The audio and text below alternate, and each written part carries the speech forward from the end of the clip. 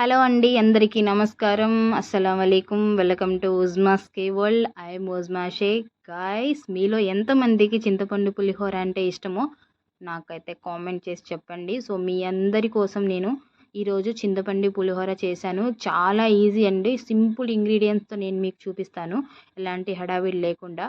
So let's get start. First అయితే ఒక bowl తీసుకొని అందులో ఒక పెద్ద నిమ్మకాయ సైజ్ అంత చింతపండు తీసుకొని అందులో కొన్ని వాటర్ పోసి దీనిని అయితే ఫస్ట్ శుభ్రంగా కడుగుదాం. దాని మీద చెత్త అది ఉంటుంది, సో అది పోయేంత వరకు అయితే ఫస్ట్ కడిగి ఆ నీళ్ళు అయితే వంపేసుకోవాలి. తర్వాత ఇప్పుడు అదే చింతపండులో హాఫ్ గ్లాస్ వాటర్ పోసి దీన్ని అయితే ఒక 10 మినిట్స్ వరకు పక్కన పెట్టుకోవాలండి. అప్పుడు బాగా ఉడుకుతుంది చింతపండు. అండ్ ఇప్పుడు రైస్ కోసము ఒక బౌల్లో ఒక గ్లాస్ వాటర్ తీసుకొని వీటిని అయితే శుభ్రంగా కడుక్కోవాలండి. నేను నార్మల్ రైసే తీసుకున్నాను, సోనా మసూరి. సో అందులో ఒక గ్లాస్ వాటర్ పోసి వీటిని కూడా 2 టైమ్స్ అయితే శుభ్రంగా కడుక్కోవాలండి. సో ఇలా కడిగిన రైస్లో ఒక గ్లాస్ వాటర్ పోసి సో ఇప్పుడు ఇందులో ఒక స్పూన్ వరకు అయితే ఉప్పు వేస్తున్నాను. నేను ఇంకా ఎక్కడ దీంట్లో ఉప్పు వేయనండి. సో ఒకేసారి రైస్లో వేసి ఉడికిస్తున్నాను. సో ఇప్పుడు వీటిని అయితే స్టవ్ మీద పెట్టి రైస్ అయితే ఉడికించుకుందామండి. సో రైస్ ఉడికిన తర్వాత ఇలా ఒక ప్లేట్లోకి తీసుకొని వీటిని అయితే చల్లార్చుకోవాలండి. సో రైస్ ఇలా పొడి పొడిలాడుతూ ఉన్నట్టుగా మనమైతే ఉడికించుకోవాలి. సో రైస్ ఉడికేటప్పుడు మీరు ఇందులో ఒక స్పూను ఆయిల్ వేస్తే ఇంకా రైస్ చాలా బాగా ఉడుకుతుంది, మెతుకు అంటకుండా ఉంటుంది. సో వీటిని అయితే 10 నిమిషాలు పక్కన పెడదాము.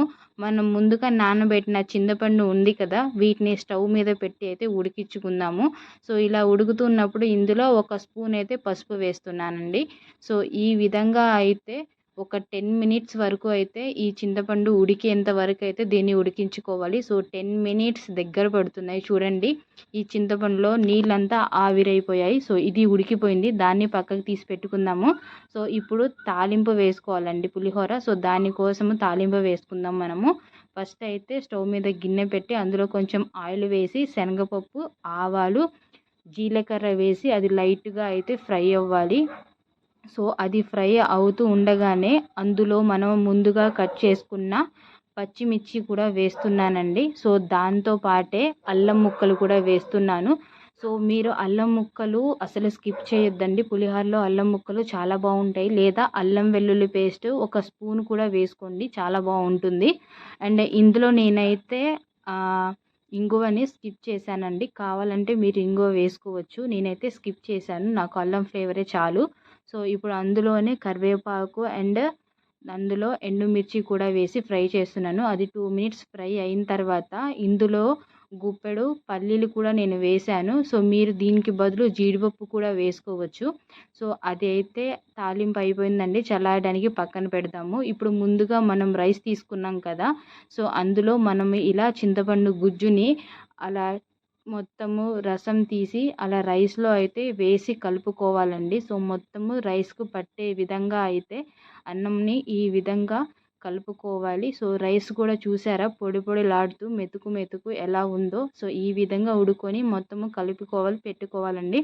సో ఇప్పుడు ముందుగా మనము తాలింపు వేసుకున్నాం కదా, చల్లారింది ఇది, దీన్ని కూడా రైస్లో వేసి అయితే మొత్తంగా కలుపుకుందాము. నేను ఆల్రెడీ రైస్లో ఉప్పు వేసానండి, ఉడికించాను. నేను ఏ టైప్ ఆఫ్ ఉప్పు వేయలేదు. సో మన చింతపండు పులిహోర అయితే రెడీ అయిపోయింది. ఇంత సింపుల్, ఇది లంచ్ బాక్స్లో కూడా చాలా బాగుంటుంది. అండ్ పులిహోర మనందరికీ ఎంత ఫేవరెట్ తెలిసిందే. మనం ఎలా చేసుకున్న దాని టేస్ట్ అయితే అలానే ఉంటుందండి, చాలా బాగుంటుంది. సో అప్పటికప్పుడు కన్నా పులిహోర ఒక హాఫ్ అన్ అవర్ లేకపోతే 1 అవర్ తర్వాత తినండి, దాని టేస్ట్ ఇంకా డబుల్ అవుతుంది. సో ఈ వీడియో అయితే మీకు నచ్చింది అని అనుకుంటున్నాను. క్లియర్గా డీటెయిల్గానే నేను మెన్షన్ చేశాను. మీరు కూడా పులిహోరని ఒకసారి ఈ విధంగా ట్రై చేయండి. ఫీడ్బ్యాక్ ఎలా అనేది నాకైతే కామెంట్ సెక్షన్లో అయితే కామెంట్ చేయండి. మన ఛానల్ని అయితే సబ్స్క్రైబ్ చేయండి guys. So thank you for watching guys. Love you. Bye.